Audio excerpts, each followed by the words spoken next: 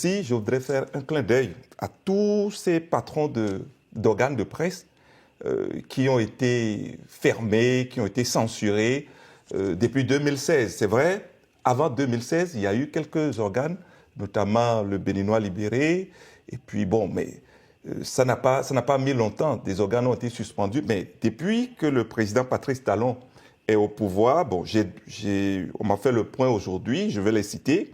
Il y a la Chrétienne TV, la Béninoise TV, Une Africa TV, Eden TV qui a été suspendu puis réouvert, iTélé suspendu puis réouvert, Soleil FM, La Nouvelle Tribune fermée puis réouvert après procès, le groupe de presse La Gazette du Golfe, Crystal News, Pharaon, Reporter Média Monde, Madame Actu, Audace Info, Le Patriote, et pour ne citer que ces organes-là, ça pose un problème.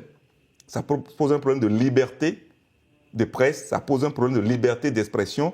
Et quand j'entends le président Donald Trump qui met l'accent sur la liberté d'expression, la liberté de presse, eh bien, le Bénin a quelque chose à prendre des États-Unis.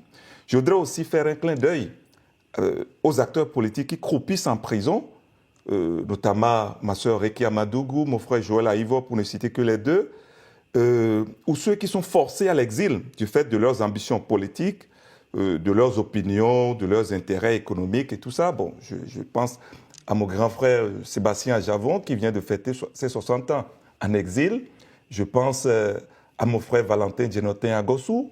Je pense à Léadi Soglo. Je pense à Komi Kouché. Je pense à Martin Rodriguez. Et j'en oublie. Donc, vous voyez, les États-Unis font tout pour faire ramener leurs citoyens qui sont à l'étranger, mais nous travaillons à les expatrier.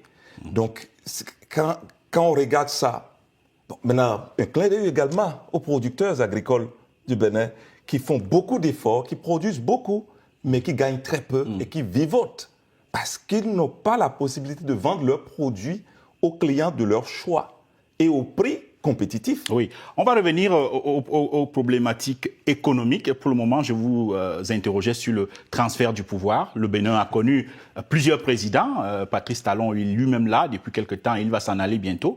C'est quand même un exemple, non, pour l'Afrique? Le Bénin a été un exemple jusqu'en 2016. J'ai été candidat en 2016 et au second tour, j'ai soutenu le président Patrice Talon. Ce qu'il a dit et qui a amené le peuple à le plébisciter au second tour, ce n'est pas ce qu'il est en train de faire.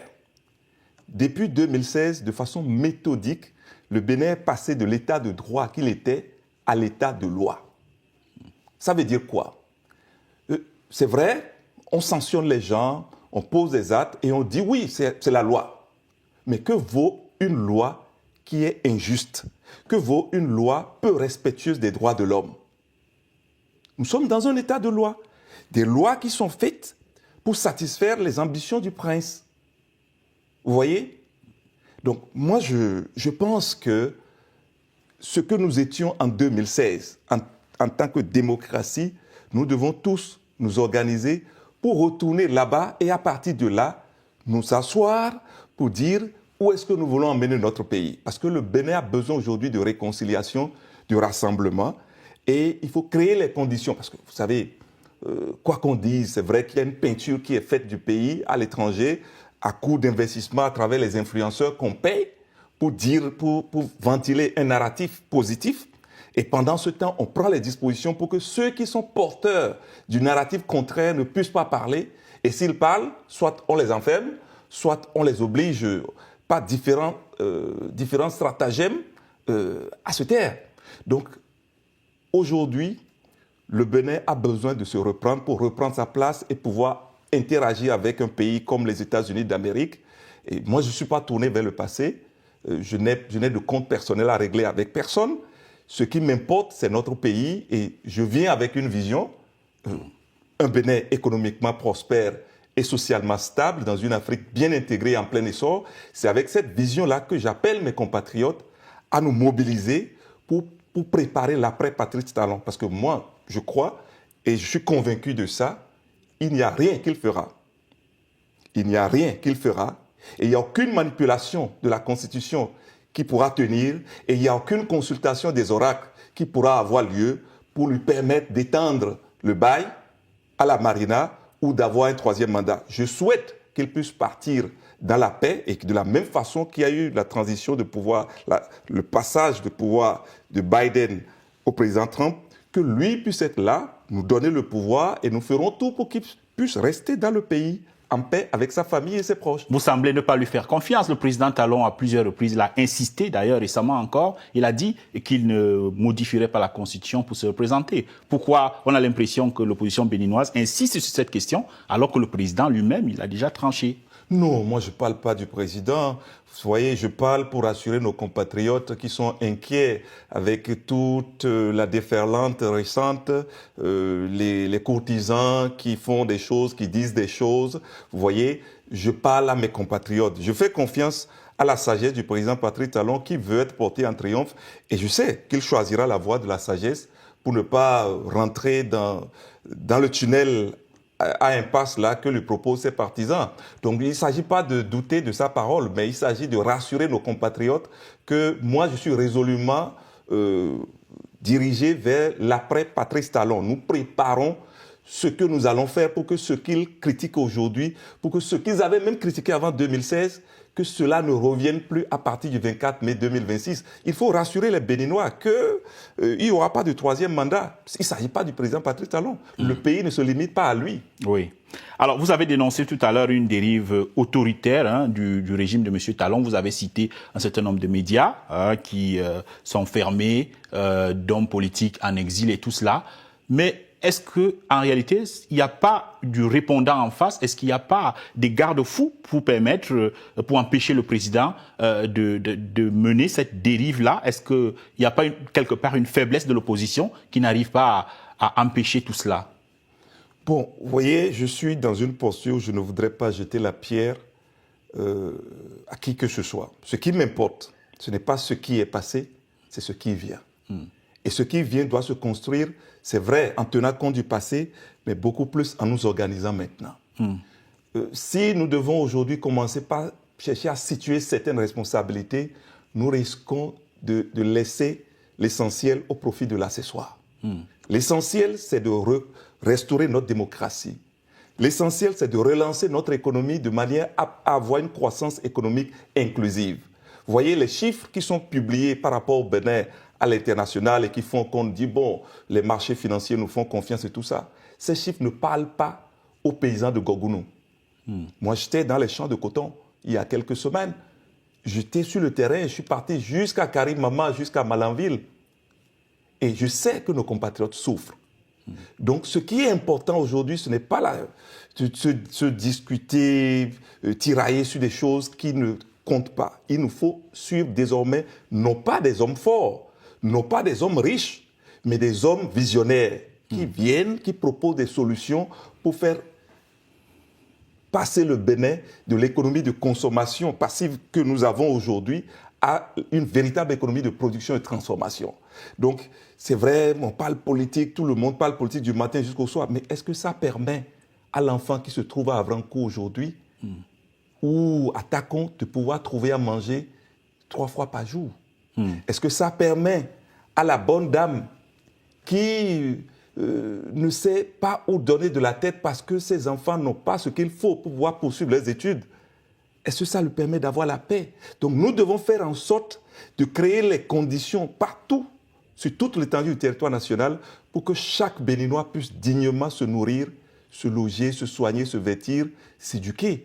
Voilà, vous déroulez déjà quasiment là un programme politique. On sent très bien que la présidentielle de 2026 qui arrive vous intéresse et vous êtes fondateur, vous présidez un mouvement, nous le ferons.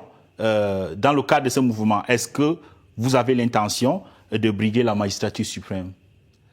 Bon, quand on porte une vision, cela veut dire qu'on est porteur de solutions. Bon, maintenant, il y a l'ambition que nous avons, mais il y a aussi le cadre dans lequel cette ambition doit pouvoir s'exprimer. Depuis le 10 novembre 2024, nous appartenons à ce que nous appelons le cadre de concertation des forces politiques de l'opposition à l'initiative du principal parti de l'opposition, le Parti des démocrates, de l'ancien président Dr Thomas Boni Yayi. Et aux côtés du Parti des démocrates, il y a le parti GSR, Grande Solidarité Républicaine, du président Antoine Guédou Vissé-Togbe. Il y a le parti Mouvement Populaire de Libération, du président Expérience Tébé, et le parti Nouvelle Force Nationale, du président Apollinaire Avognon. Donc nous sommes un ensemble et je voudrais lancer un appel à tous ceux qui se reconnaissent comme opposants au système de la rupture à rejoindre le cadre de concertation pour qu'ensemble nous puissions mener le combat. Parce que ce sur quoi le régime parie, c'est la division, l'émiettement de l'opposition pour pouvoir passer entre les mailles. Mais une chose est certaine, ensemble, nous serons plus forts et le peuple nous attend. Le peuple béninois nous attend. Vous avez parlé du président, l'ancien président Yayi Boni, qui est le président de ce parti-là et qui est dans le cadre de cette coalition. Comment est-ce que vous voyez cette union, cette organisation de l'opposition? Est-ce que c'est une organisation derrière le président Yayi Boni, ou alors est-ce que vous pensez qu'il y aura une organisation, une coalition qui permettra de désigner un candidat que les autres vont soutenir? Comment vous voyez cette coalition? Bon, le cadre de concertation ne s'est pas encore prononcé sur la question des candidatures, mais chaque entité du cadre garde son autonomie pour l'instant. Le souhait des Béninois, c'est que le cadre se consolide et puisse aller de manière en rang serré aux élections législatives, aux élections communales et à la présidentielle de 2026. Donc, c'est pour cela que Daniel Eda porte la vision d'un Bénin économiquement prospère et socialement stable dans une Afrique bien intégrée et en plein essor. Et Daniel Eda a envie et est déterminé à proposer ses services pour le relèvement du Bénin. Mais Daniel Eda seul ne pourra rien. C'est pour ça que nous disons « nous le ferons ». Nous le ferons. Nous sortons de l'individualisme, des individualités pour rentrer dans la mise en place d'un système d'ensemble qui apporte la solution. Parce que, vous voyez, l'individu a une durée de vie. Mais la vision est éternelle. Oui. Et qui plus est, si on se met ensemble, quand un individu sera essoufflé, d'autres pourront le relayer. Et moi, j'appelle à ce large rassemblement autour d'une vision. Nous avons déjà une infrastructure. C'est le cadre de concertation. Et j'ai espoir que les différents partis qui constituent le cadre feront la bonne option pour que nous ayons en face du candidat que nous proposera le régime actuel, un candidat d'une crédibilité imparable. Alors, justement, parlons de cette coalition, de ce cadre de concertation. Vous, Daniel Eda, qu'est-ce que vous apportez? De quel poids pèse votre mouvement dans ce cadre de concertation? Ben, il ne m'appartient pas de dire le poids que le mouvement Nous le ferons a au sein du cadre de concertation. Mais ce que je sais, c'est que nous apportons une vision. C'est que nous avons des militants dans toutes les communes de notre pays. C'est que nous avons des gens qui n'ont jamais été impliqués dans la gestion du pouvoir, mais qui sont résolus à œuvrer pour qu'après 2026, il n'y ait plus dans notre pays l'avènement ou l'instauration d'une nouvelle gouvernance de vengeance. Donc, Nous le ferons constitue le trait d'union ou la solution pour que ceux qui ont gouverné hier et ceux qui gouvernent aujourd'hui, ceux qui ont été persécutés ou qui sont persécutés et ceux qui persécutent, que tout cela puisse trouver des places autour d'une table pour que nous puissions parler en tant que famille bénin. Donc c'est pour ça que nous parlons de « nous le ferons ». Nous le ferons. Parce que le Bénin a besoin de réconciliation, de rassemblement. Et c'est ce que nous apportons. Non seulement pour le cadre, mais à tout le pays. Mais pourquoi est-ce qu'un Béninois, les Béninois, vous ferez confiance au discours que vous tenez? On a vu des opposants par le passé tenir ce genre de discours, mais dès qu'ils avaient un peu de pouvoir, ils se transformaient. Le président Patrice Talon lui-même, il a été en exil, il a beaucoup souffert. Mais aujourd'hui, vous dénoncez une dérive dictatoriale de sa part. Pourquoi est-ce que les Béninois vous ferez confiance? Pourquoi est-ce que vous ferez quelque chose de différent? Le Bénin est un pays, dans la diversité de nos croyances religieuses, le Bénin est un pays éminemment croyant. Les Béninois croient en Dieu. Et tous ceux qui croient en Dieu pourront nous faire confiance, car il ne s'agit pas d'un mérite particulier de Daniel Ida. Nous avons une grâce particulière. Et c'est cette grâce-là qui nous permettra de faire différemment. Mais ceci dit, ce sera facile pour les gens aujourd'hui d'inventer des choses pour dire voici leur vision. Mais Daniel Ida parle de vision en politique depuis 2014. Et vous ne trouverez pas dans l'espace politique béninois un homme politique qui ait parlé de vision de façon claire. Les autres, je ne dis pas qu'ils n'ont pas de vision, mais ils ne l'ont pas encore partagée. Et qui plus est, dire la même chose sur plus de 10 ans, je n'en ai pas encore vu. Il y a une constance. Il y a une constance. Et je crois que si, tel que nous appelons le rassemblement, si nous nous mettons ensemble et commençons par dire ensemble, nous le ferons et il fera beau, eh bien, il ne s'agira pas à Daniel Ida d'apporter la solution aux gens. Non. Nous accordons sur la vision et sur ce chemin-là, nous trouverons toutes les solutions dont nous aurons besoin. Alors, on va parler un peu du contexte régional. Il y a eu un coup d'État qui a renversé le président Mohamed Bazoum au Niger, pardon. Alors, depuis ce coup d'État, il y a des tensions vives entre Cotonou et Niamey. Déjà, comment est-ce que vous avez vécu cette crise? Et aujourd'hui, on voit le général Abderrahmane Tiani qui met en cause clairement votre pays, disant que vous hébergez une base militaire française pour le déstabiliser, ou tout de moins des mercenaires. Quelle est votre vision de cette crise-là? Bon, je voudrais, dans un premier temps, regretter la détérioration des relations entre le Niger et le Bénin. Parce que, vous savez, l'économie béninoise dépend en grande partie de la stabilité régionale. Parce que nous sommes la porte d'accès à la mer pour beaucoup de pays de l'Interland. Donc, notre port a souffert et continue de souffrir de cette situation. Donc, ce n'est pas une situation plaisante pour le Béninois, fier d'être Béninois que je suis. Et aucun Béninois ne vous dira qu'il est content de cette tension qui perdure entre le Bénin et le Niger. Ceci dit, le Bénin a le droit de faire ses options en termes de coopération militaire, en termes de diplomatie. De la même façon, le Niger a le droit de faire ses options, de choisir ses amis. D'accord?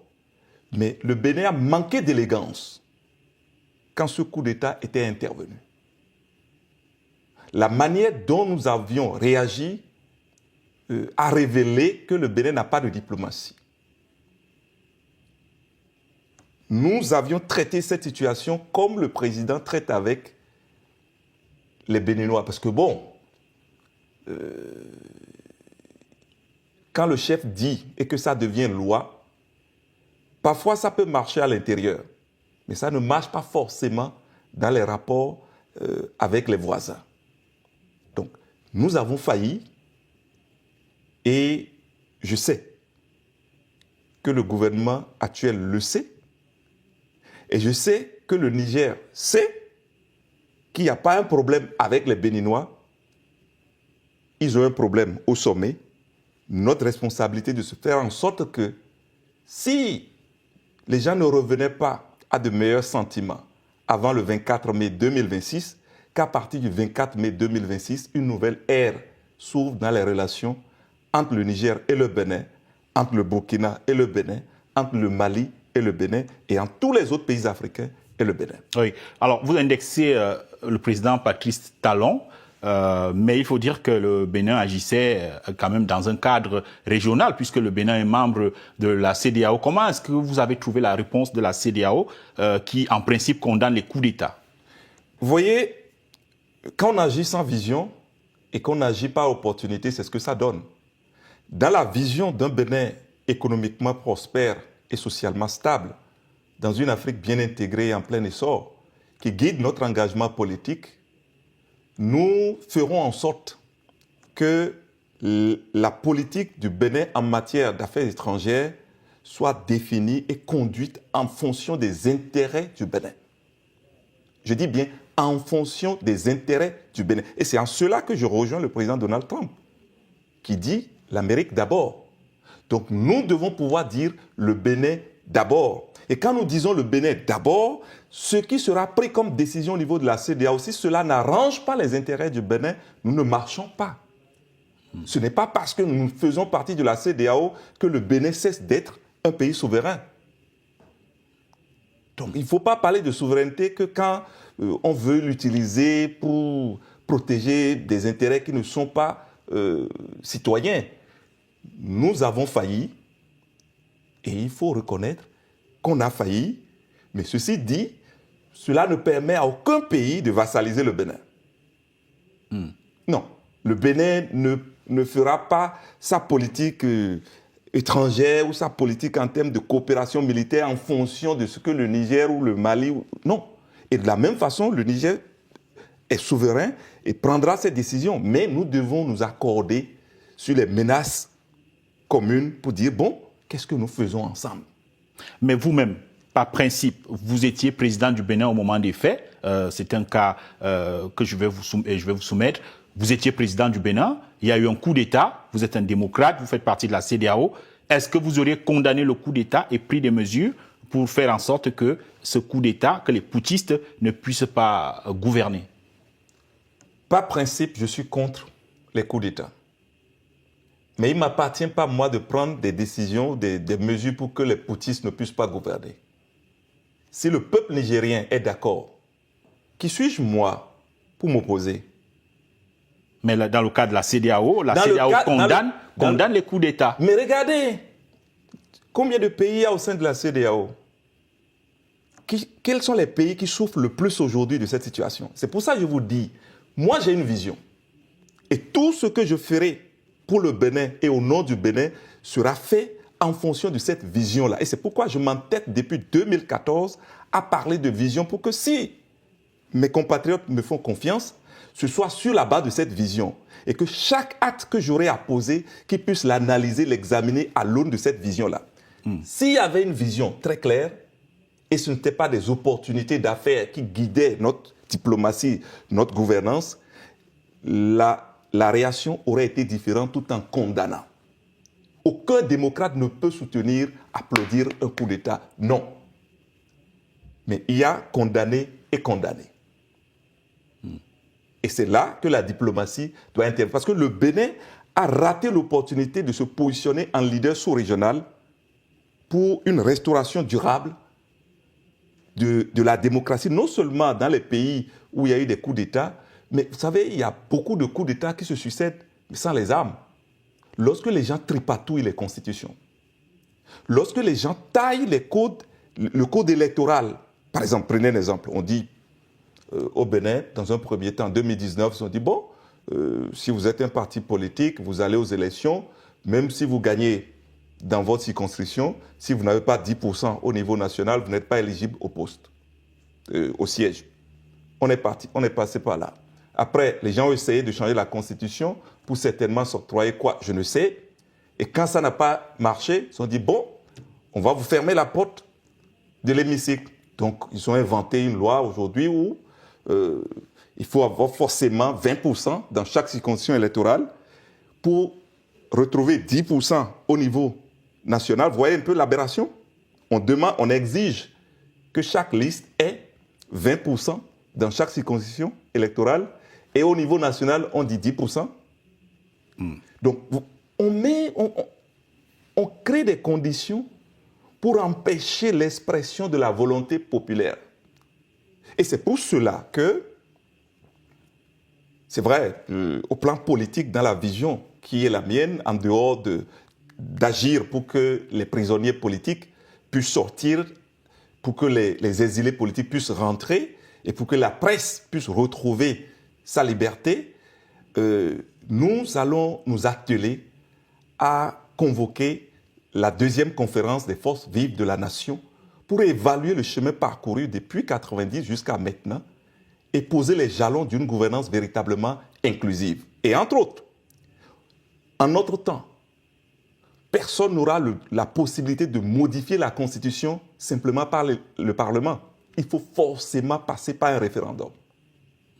Sinon, bon, on se lève et puis à 23 h, à 2 h du matin, on modifie et puis vous vous réveillez avec une nouvelle Constitution. Et parfois, il y a des tests que ceux qui votent même ne connaissent pas le contenu avant de voter. Ça s'est passé au Bénin. Et nous ne voulons plus que ces choses-là arrivent. Alors, toujours dans le contexte régional, plusieurs pays voisins du Bénin, et même déjà le Bénin, souffrent du terrorisme. Le 10 janvier dernier, il y a le groupe GSIM qui a revendiqué une attaque ayant tué au moins 28 soldats.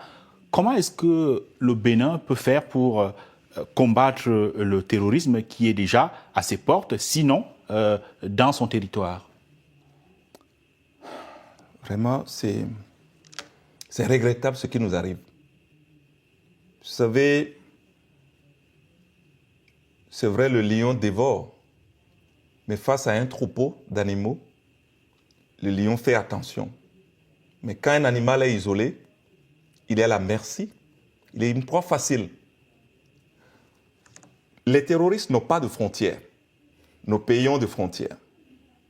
Et tant que nous n'allons pas pouvoir nous asseoir, laisser tomber nos égos et nous voir en frères et sœurs d'un même espace, partageant le même destin et condamnés à disparaître ensemble si nous ne faisons rien, tant que nous n'allons pas faire ça, eh bien, les terroristes continueront d'avoir pignon sur rue. Mais je voudrais vous rassurer d'une chose. Dans la vision qui est la nôtre, nous ferons tout. Je dis bien tout pour reprendre langue avec nos voisins. Parce qu'il y a parler avec les gens et parler. Parce qu'on peut parler avec quelqu'un et bon, on se parle mais on ne s'écoute pas. Mais nous allons nous parler et nous écouter, nous entendre pour éradiquer ce phénomène-là. Ce n'est que dans la mutualisation des forces au niveau de la sous-région que nous pourrons venir à bout du terrorisme. Sinon, le Bénin tout seul peut avoir les armes les plus sophistiquées qui soient, mais tant que le Bénin ne pourra pas avoir des renseignements du Niger et fournir des renseignements au Niger, avoir des renseignements du Burkina, en fournir au Burkina, au Nigeria, ainsi de suite, eh bien, nous tournerons au Togo voisin. Donc, nous devons pouvoir relancer la diplomatie béninoise et relancer l'intégration régionale en panne depuis ce coup d'État intervenu au Niger.